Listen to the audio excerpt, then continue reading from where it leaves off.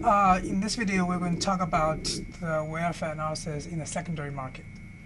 Okay, and we will further assume that the market is efficient.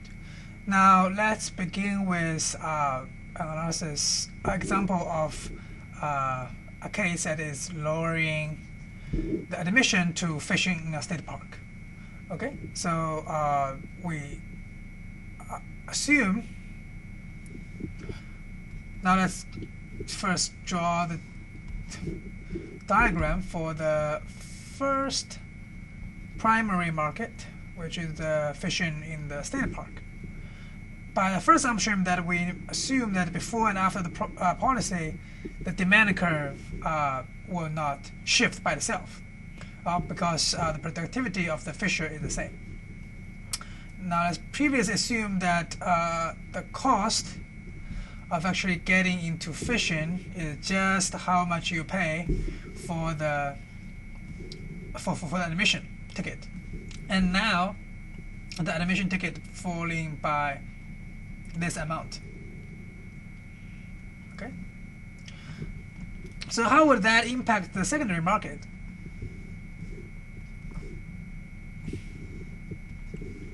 Let's say this is our previous supply demand.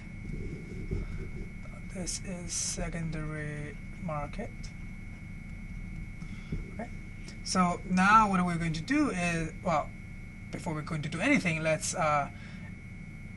me explain what the unlimited supply of the fisher stick, which is the secondary market object, imply. It implies that the price does not change. That is very important. If the price does not change, then basically we can ignore the secondary market. Okay, here's the intuition. Now let's say for this guy, let's say this guy is Joe. Okay, previously he wants to, his marginal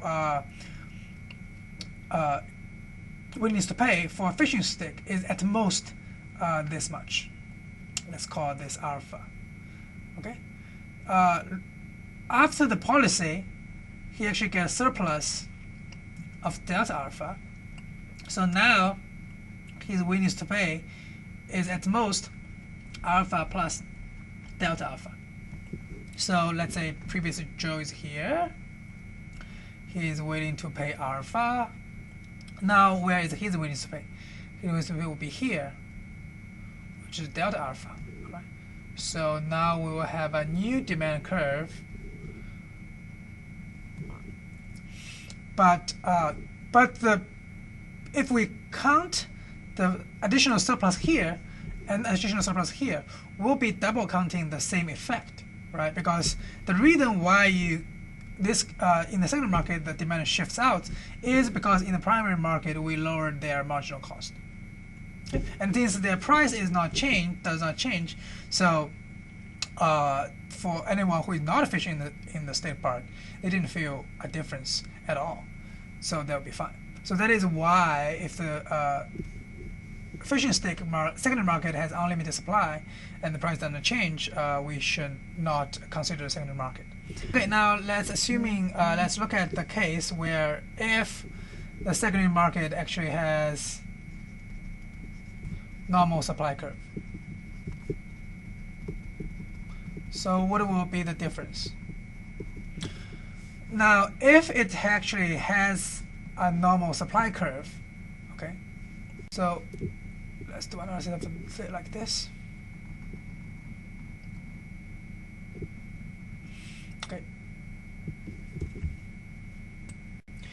Let's say if the price does not change between before and after the policy, okay, then the consumer surplus should be the whole triangle here.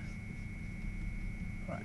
But right now, we only got the triangle, actually the triangle here, which is the consumer surplus, and this part goes to producer surplus, right?